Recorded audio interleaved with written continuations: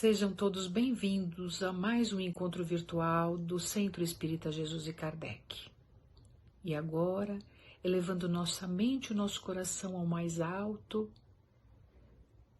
te rogamos, Mestre Jesus, que nos abasteça com a sua luz e com a sua força. Ajuda-nos, Senhor, facilita-nos o entendimento e o discernimento das tuas lições. Nos fortaleça, Mestre Jesus, agora e sempre. E agora convidamos nosso amigo Eduardo Arruda, que vai falar sobre o tema Não são os que gozam de saúde que precisam de médico. Caras irmãs, caros irmãos de doutrina, que a paz do nosso Mestre Jesus esteja conosco. Hoje nós vamos conversar sobre o tema Não são os que gozam de saúde que precisam de médico. É um estudo que está encartado no capítulo 24 do Evangelho segundo o Espiritismo. Kardec traz para análise uma passagem do Evangelho de Mateus, capítulo 9, versículos de 10 a 12. Pois bem, Jesus, com seus discípulos e pessoas do povo, sempre cercado, ele se dirige em direção a um paralítico, percebendo que ele era um homem dotado de muita fé, portador de muito sofrimento, mas um homem de muita fé. E então ele se vira para esse paralítico e diz: Filho, tem bom ânimo, perdoados te são os teus pecados. E os publicanos, que ali cercavam a Jesus e esperavam qualquer vacilo do mestre para poder acusá-lo, começam a gritar: blasfêmia, blasfêmia. Jesus, sabendo da maldade que existia nessas pessoas, afirma: o que é mais fácil dizer? Perdoados te são os teus pecados? Ou dizer: levanta-te e anda? E Jesus, para mostrar sua autoridade, se vira para o paralítico e diz: levanta-te, toma tua cama e vai para a tua casa. O paralítico, então, envolvido pelo Mestre, pela bondade de Jesus, se levanta, pega suas coisas e vai embora. E aquilo chama a atenção de todos que estão à volta.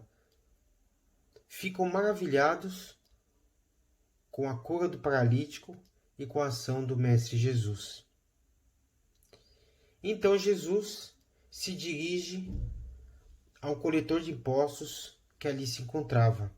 Era Mateus, que será a partir de então uns dos discípulos do Mestre.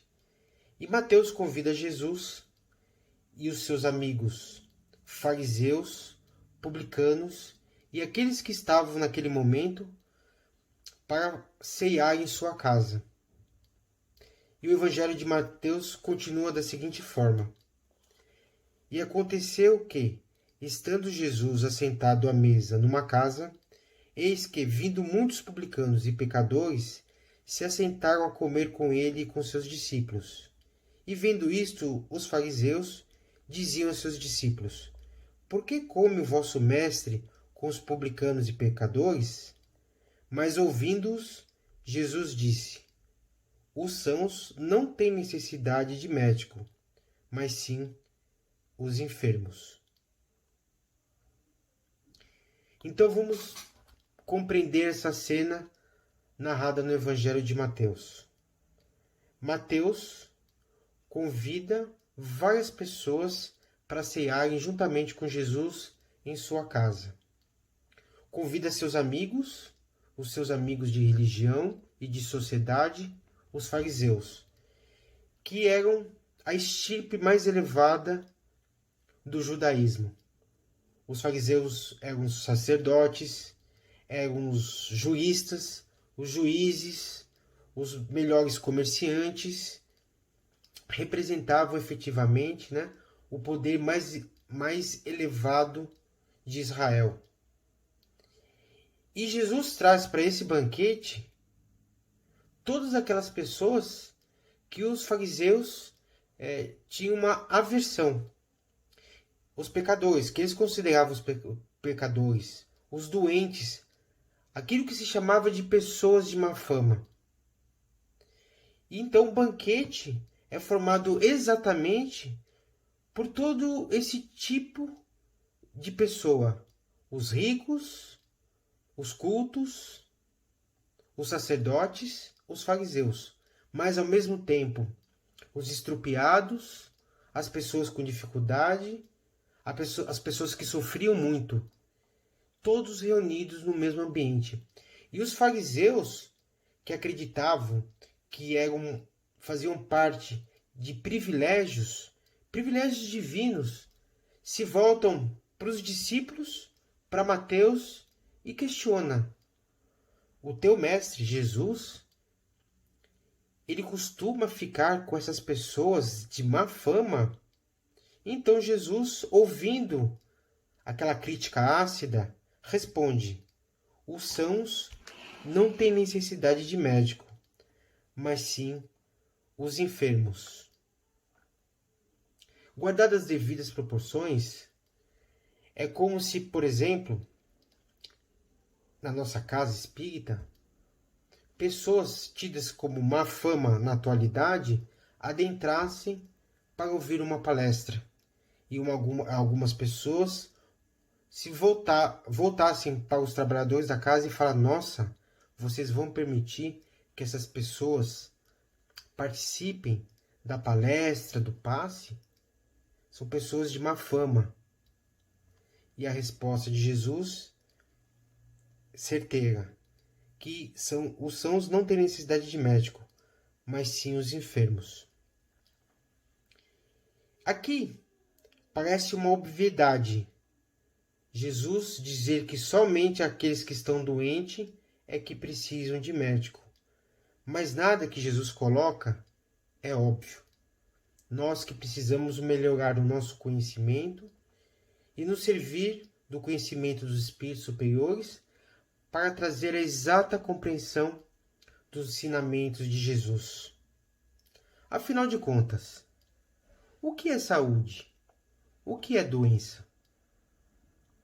O que significa dizer que uma pessoa está saudável ou que uma pessoa está doente?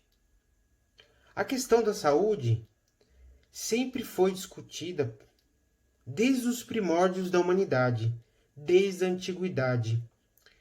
Para os judeus, da época do Mestre, eles entendiam que a doença era uma espécie de um castigo divino. Então, aquelas pessoas portadoras de doença estavam sendo castigadas por Deus por algum motivo.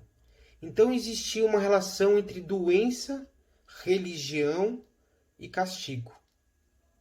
Por isso que os leprosos, além do fato de ser uma doença transmitível, eles eram considerados como grandes pecadores e eram separados do convívio social. Não apenas por uma questão de transmissão da doença, mas também porque eles eram vistos na sociedade judaica como os maiores pecadores.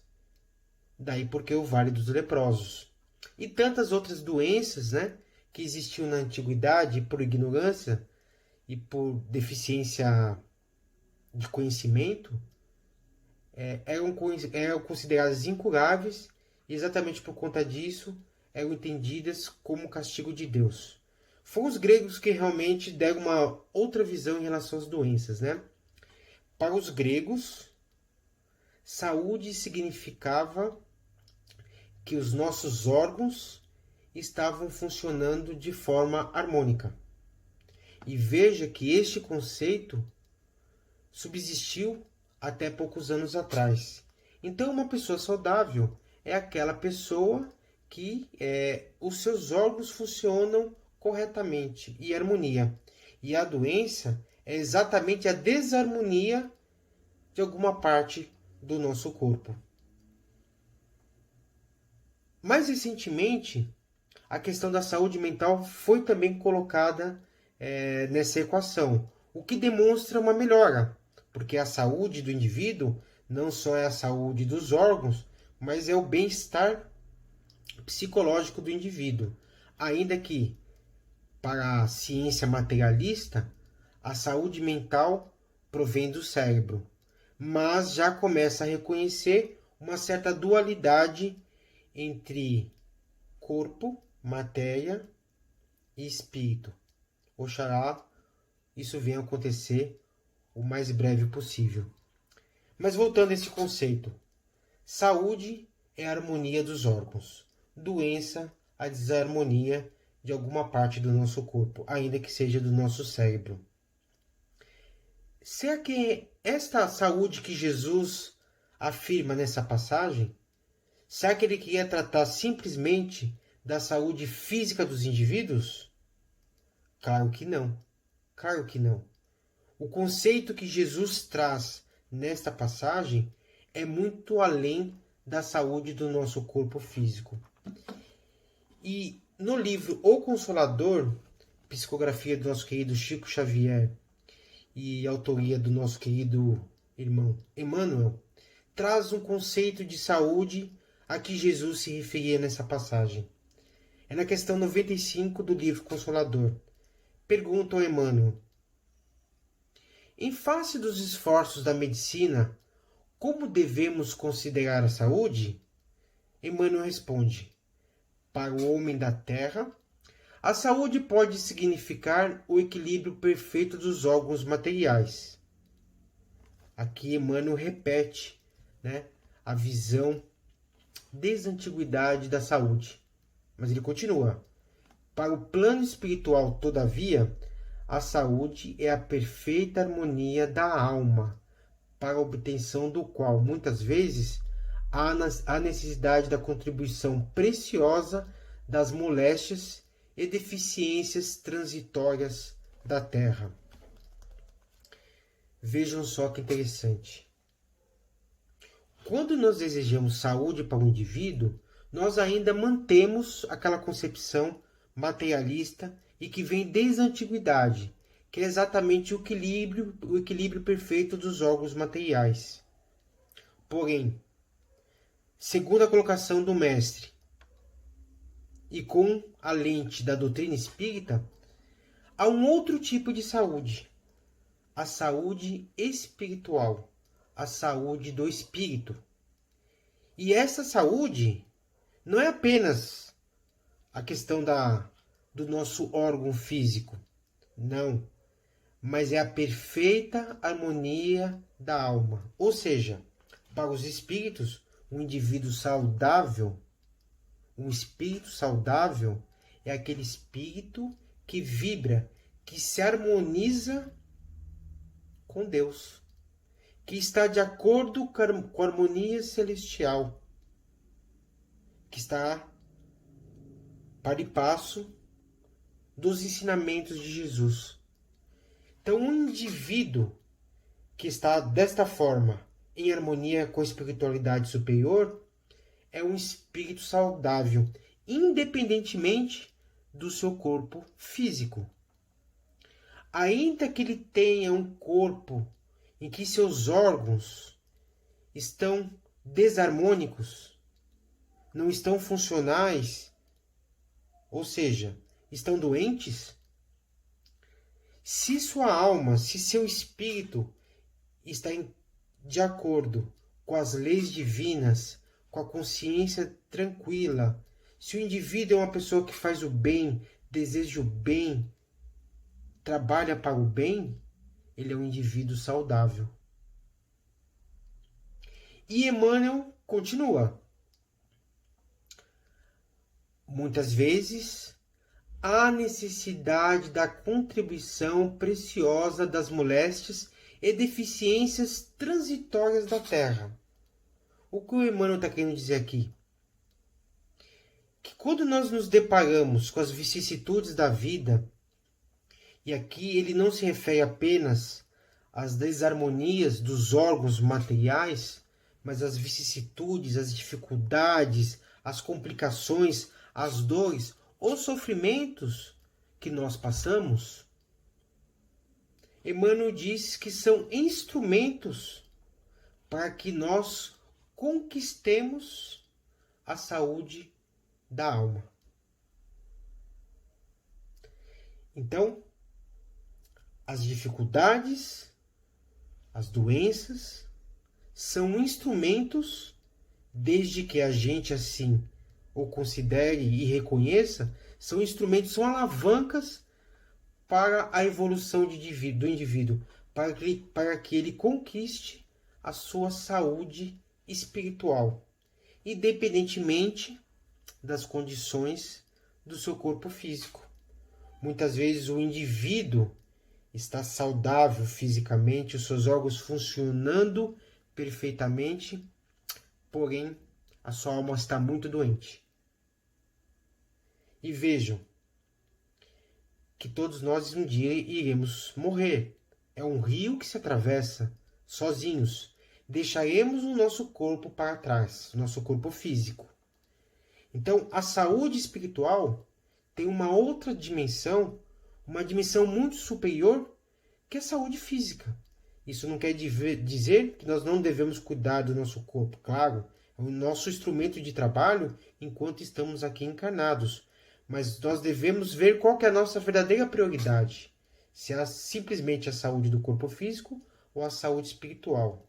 Voltando, muitas vezes o indivíduo está com o corpo danificado, em desarmonia, mas seu espírito está saudável. E desencarnando, deixará aquele corpo problemático que lhe serviu de experiências, até mesmo de mata-borrão, de experiências anteriores, de expiações, se ele bem suportou as suas provas, retornará à pátria espiritual muito mais saudável do que quando reencarnou. Porém, se nós nos preocupamos somente com o nosso bem-estar físico, deixando de lado o nosso burilamento espiritual, deixando de lado a busca das questões morais, do nosso melhoramento, podemos ter um corpo perfeito, que um dia voltará para suas origens. E como ficará nosso espírito? Como retornaremos ao mundo espiritual? Provavelmente doentes da alma. Então, nesta passagem, Jesus faz essa diferenciação da saúde espiritual e sentencia que aqueles que são sãos não têm necessidade de médico, mas sim os enfermos. Obviamente, todos que ali estavam possuíam um certo grau de doença espiritual. Somente Jesus tinha a saúde plena, a saúde espiritual plena. Mas todos que ali estavam, fariseus, publicanos, os estropiados, as pessoas de má fama, eram doentes. Mas aqui há uma diferença importante.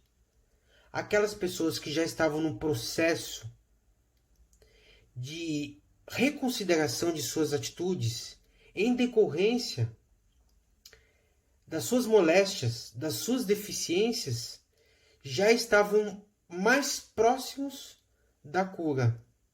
Porque quando a dor, o sofrimento é suportado pelo indivíduo e ele procura se sobrepor àquela situação, ele está mais próximo da cura daquele que se encontra fisicamente, materialmente são, mas cheio de orgulho e de vaidade. Os fariseus, nesse jantar, podiam estar com o corpo perfeito, a intelectualidade perfeita, acreditando serem os senhores da razão. Mas, na verdade, estavam doentes pelo orgulho e a vaidade.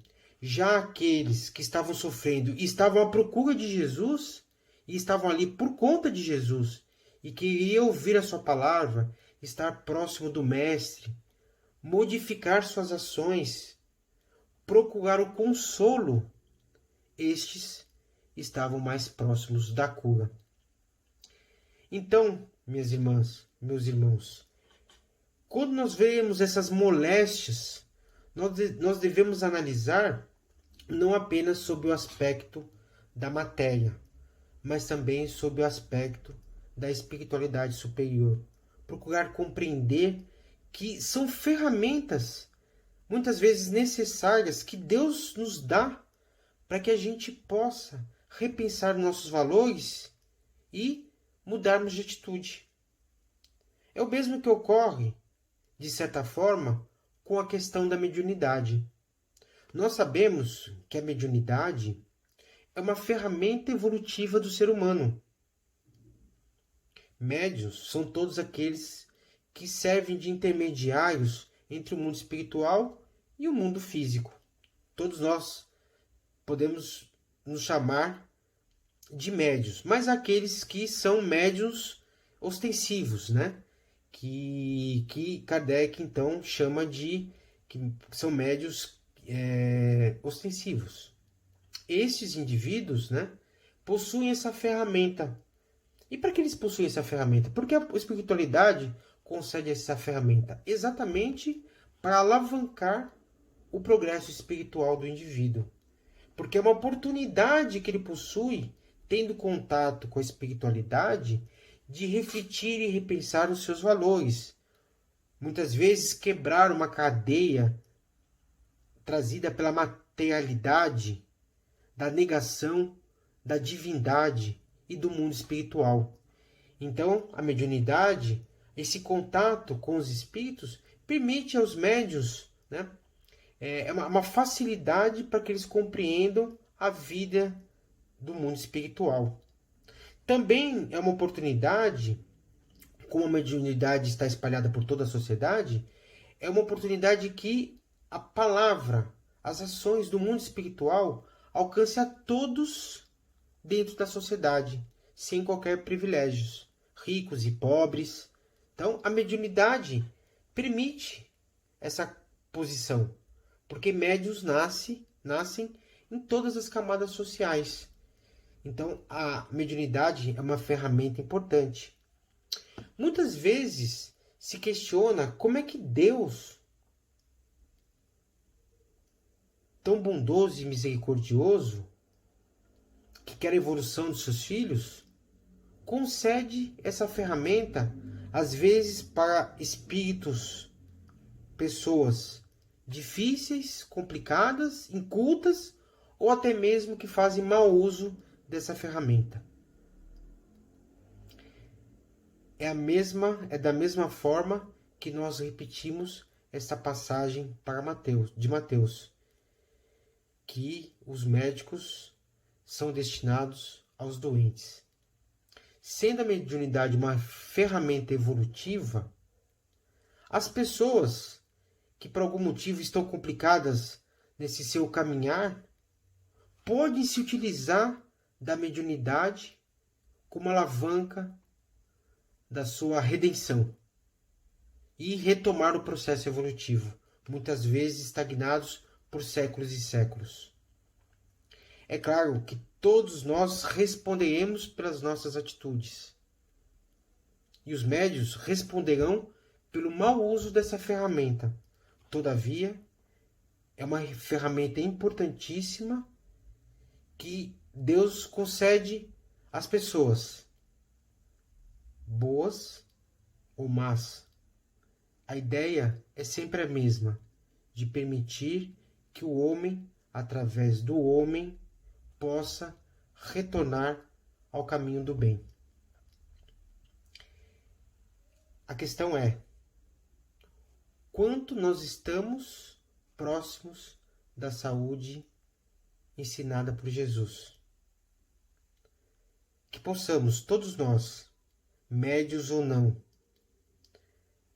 passando por dificuldades ou não, passando por vicissitudes as mais variáveis, que a gente possa ter um olhar mais profundo, mais verticalizado da nossa situação e possamos utilizar essas dificuldades que a gente acha que são dificuldades, na verdade, como instrumentos de reflexão. e sigamos em frente, rumo ao Mestre, para que possamos cada vez mais sermos indivíduos saudáveis de espírito. Obrigado. Agradecemos ao nosso irmão pela ajuda nas reflexões do Evangelho dessa noite.